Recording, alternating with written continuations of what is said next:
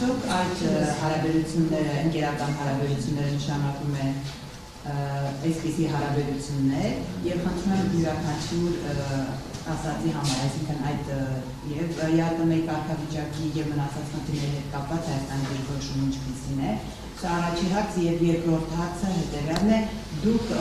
մշտապես այս ընթացքում խոսում եք ադրբեջանցիների վերադարձի հարցի ձերորակացում չլինելու մասին։ Իմ հարցը հետեւյալն է, ես չեմ հարցում ձեզ ընդհանրապես եղել ադրբեջանական քննարկման չի եղել։ Ձեր դիրքորոշումը ինչպիսին է։ Ես ձեր դիրքորոշումը ինչպիսին է։ Արդյոք ընդհանրապես Հայաստանը չի քննարկելու ադրբեջանցիների վերադարձի հարցը։ Դա երբևէ ոչ թե օրակարգում չի լինել, այլ դες համար անընդունելի է։ Եվ վերջում մի դիտարկում օրերս Վրաստանի վարչապետը հայտարարել է, որ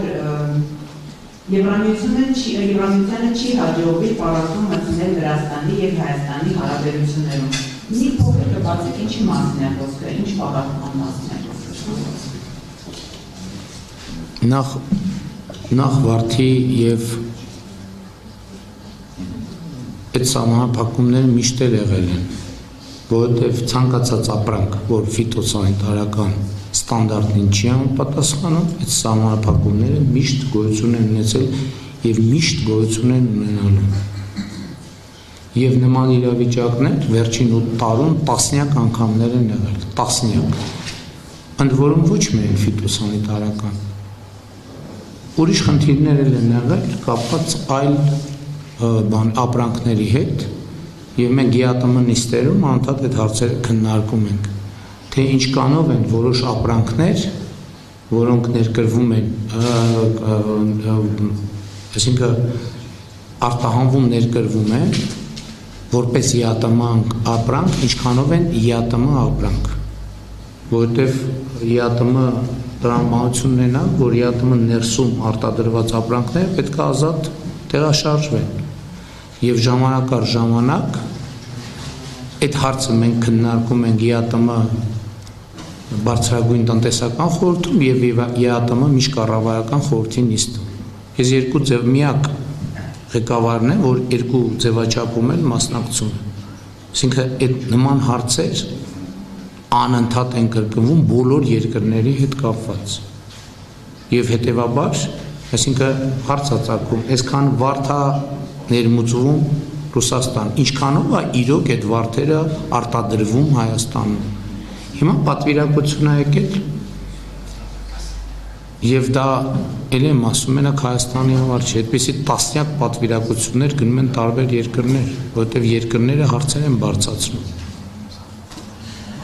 Եվ սա հերթական աշխատանքային իրավիճակն է, ինչ վերաբերվում է ԵԱՏՄ-ում կարգավիճակին, ԵԱՏՄ-ում կարգավիճակի հարցը ԵԱՏՄ-ի կարգավորումներով կարող է քննարկել մենակ Հայաստանը, այսինքն անդամ երկիրը, որ կարող է որոշել դուրս գալ, ուրիշ պրոցեդուրա չկա։ Բայց դենց ցանկացած հարց կարող են քննարկել եւ ենթադրում եմ մեր գործընկերների մոտ կարող են հարցեր ծագել եւ մենք բոլոր հարցերին համբերատար կպատասխանենք։ Ընկերական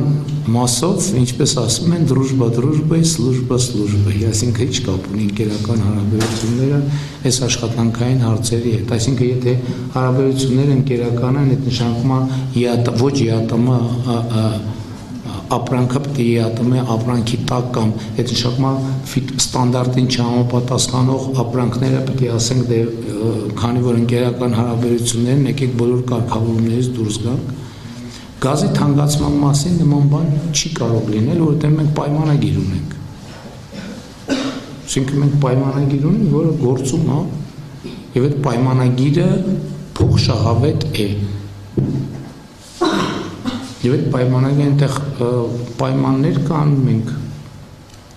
իրականում գազի գնի հետ կապված մենք հստակ ռազմավարական պայմանավորվածությունների ենք եկել եւ այդ պայմանավորվածությունները պետք է պահվեն։